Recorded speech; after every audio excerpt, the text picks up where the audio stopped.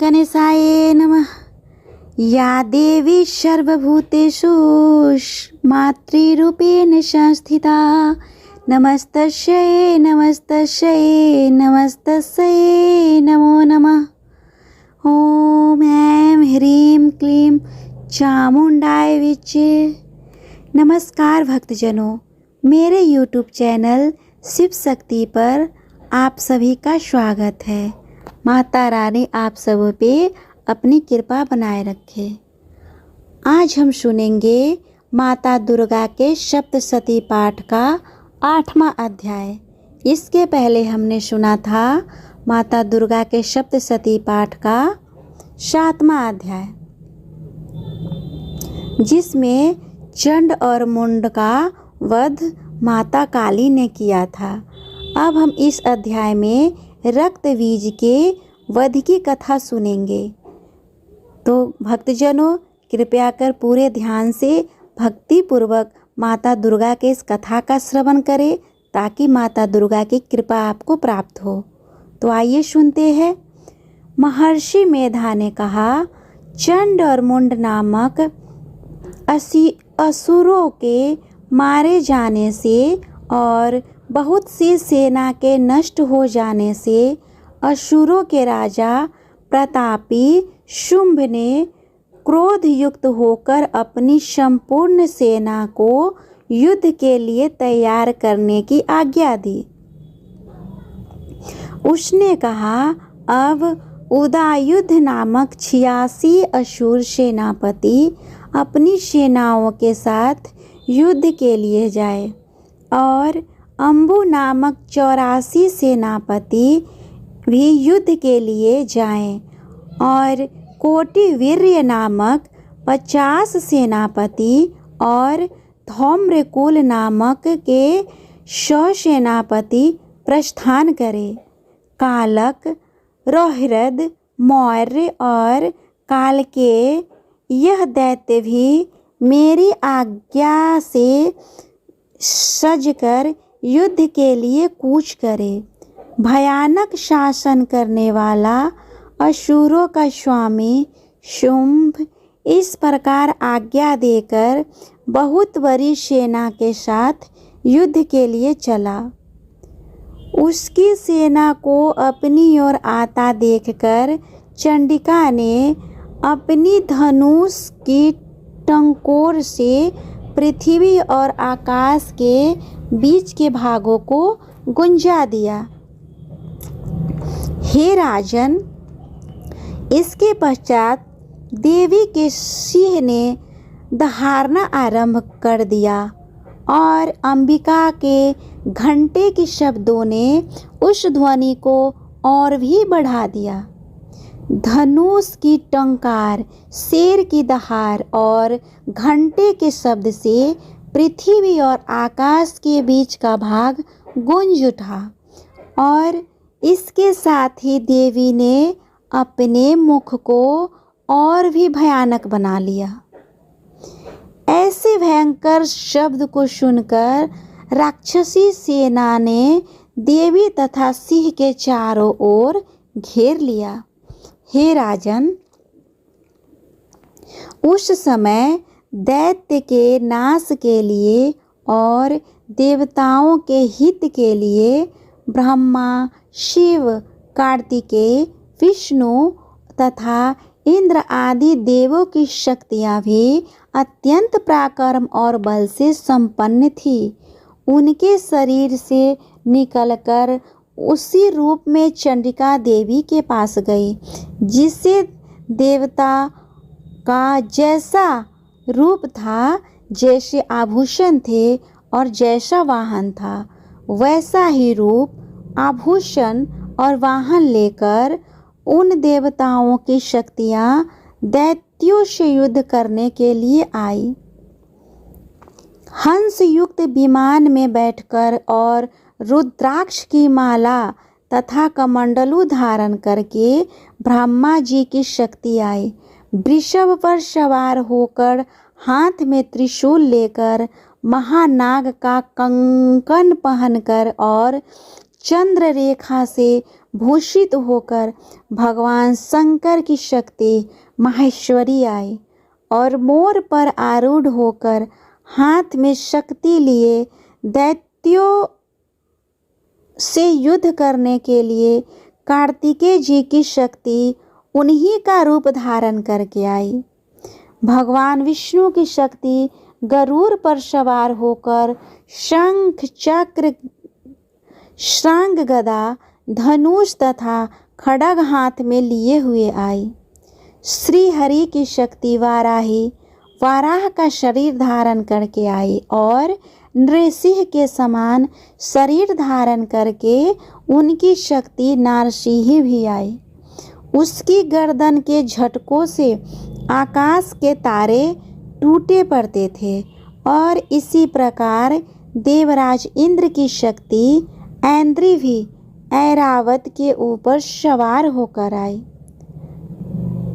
पश्चात इन देवी शक्तियों से घिरे हुए भगवान शंकर ने चंडिका से कहा, मेरी प्रसन्नता के लिए तुम शीघ्र ही इन असुरों को मारो।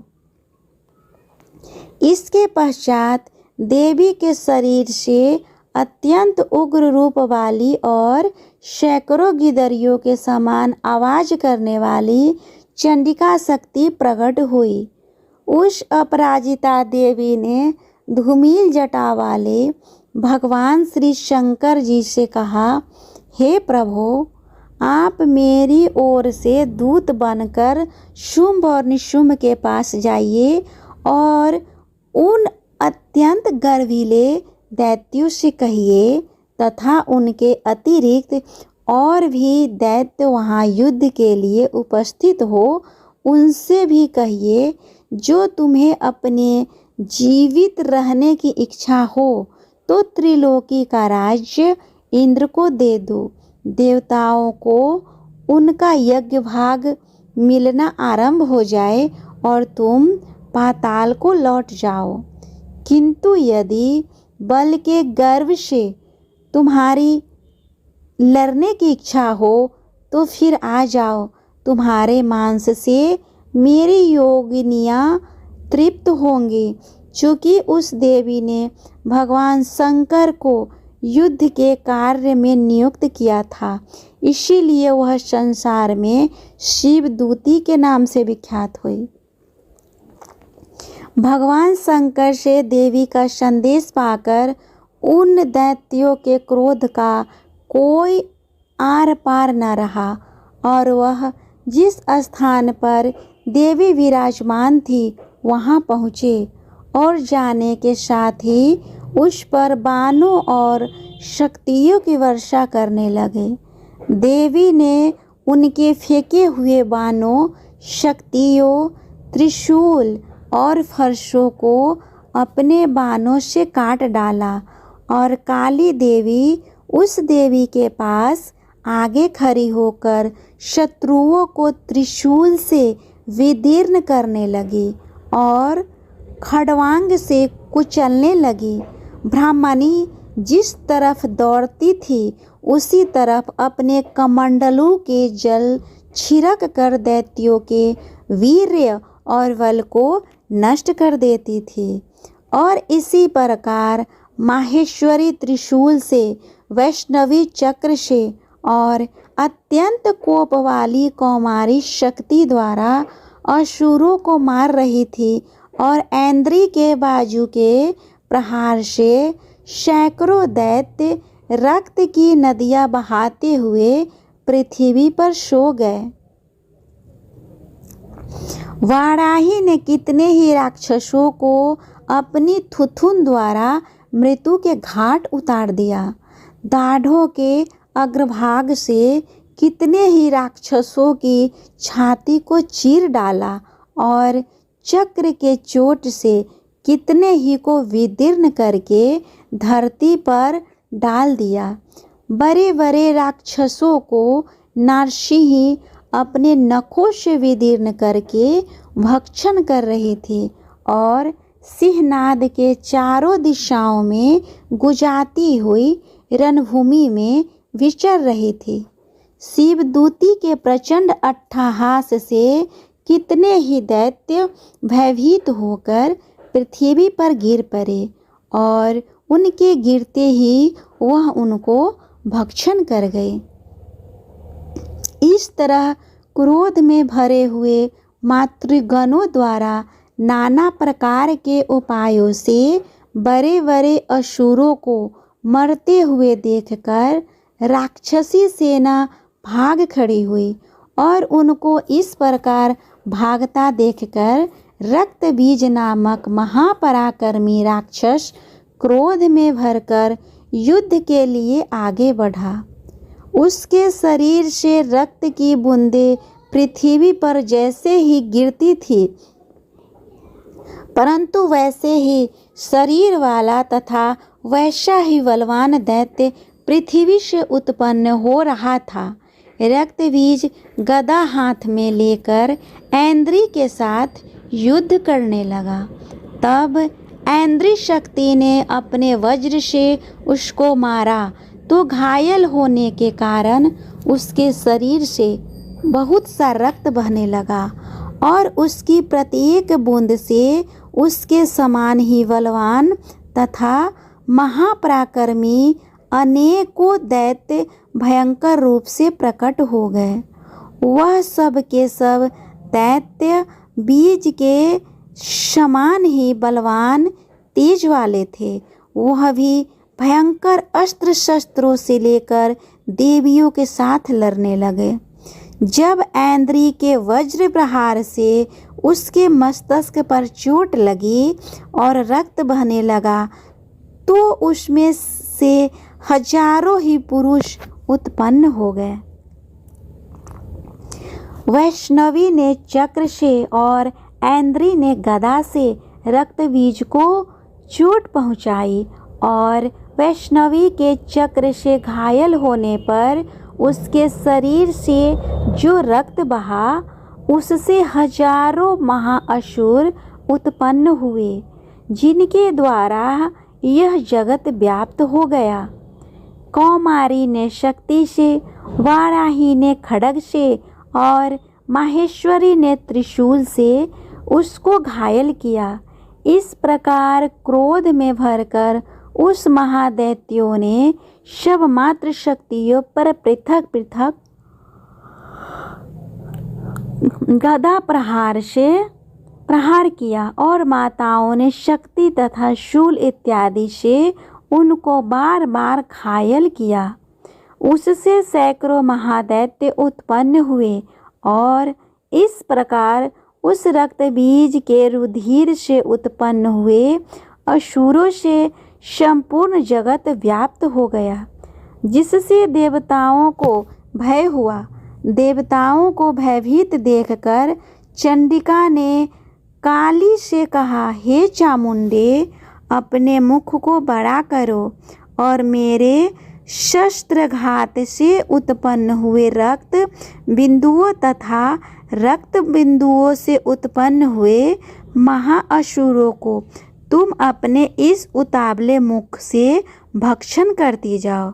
इस प्रकार रक्त बिंदुओं से उत्पन्न हुए महादैत्यों को भक्षण करती हुई तुम रणभूमि में विचारो। इस प्रकार रक्त छीन होने से यह दैत्य नष्ट हो जाएगा। तुम्हारे भक्षण करने के कारण अन्य दैत्य भी उत्पन्न नहीं होंगे।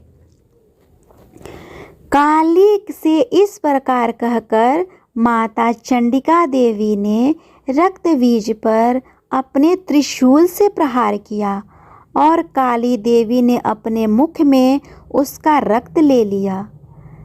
तब उसने गदा से चंडिका पर प्रहार किया। प्रहार से चंडिका को तनिक भी कष्ट न हुआ, किंतु रक्तबीज के शरीर से बहुत सा रक्त बहने लगा। लेकिन उसके गिरने के साथ ही काली ने उसको अपने मुख में ले लिया। काली के मुख में रक्त से जो असुर उत्पन्न हुए उनको उसने भक्षण कर लिया और रक्त को पीती गई। तदंतर देवी ने रक्त बीज को जिसका के खून काली ने पिया था, चंडिका ने उस दैत्य को वज्र, बाण, खड्ग और रिष्टि इत्यादि से मार डाला। हे राजन, अनेक प्रकार के शस्त्रों से मारा हुआ और खून से वंचित वह महादैत्य रक्त बीज पृथ्वी पर गिर पड़ा। हे राजन, इसके गिरने से देवता अत्यंत प्रसन्न हुए और माताएं उन असुरों का रक्त पीने के पश्चात उद्धत होकर नृत्य करने लगी। इस तरह हमने सुना माता दुर्गा के सप्तशती पाठ का 8वां अध्याय। भक्तजनों, आपको रक्त बीज का यह वध का कथा कैसा लगा? अगर अच्छा लगा हो तो प्लीज़ मेरे वीडियो को लाइक और शेयर करें।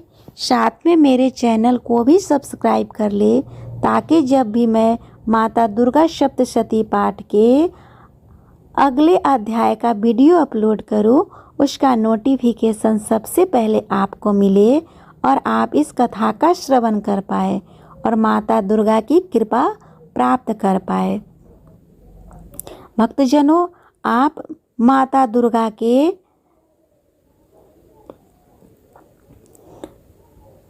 नवरात्रि के शुभ अवसर पर दुर्गा सप्तशती के कथा के पाठ के साथ साथ 9 देवी के कथा का भी श्रवण कर सकते हैं। इसके साथ साथ आप गुप्त नवरात्रि के इस शुभ अवसर पर माता दुर्गा के 10 महाविद्या के 10 स्वरूपों का भी कथा का श्रवण कर सकते हैं।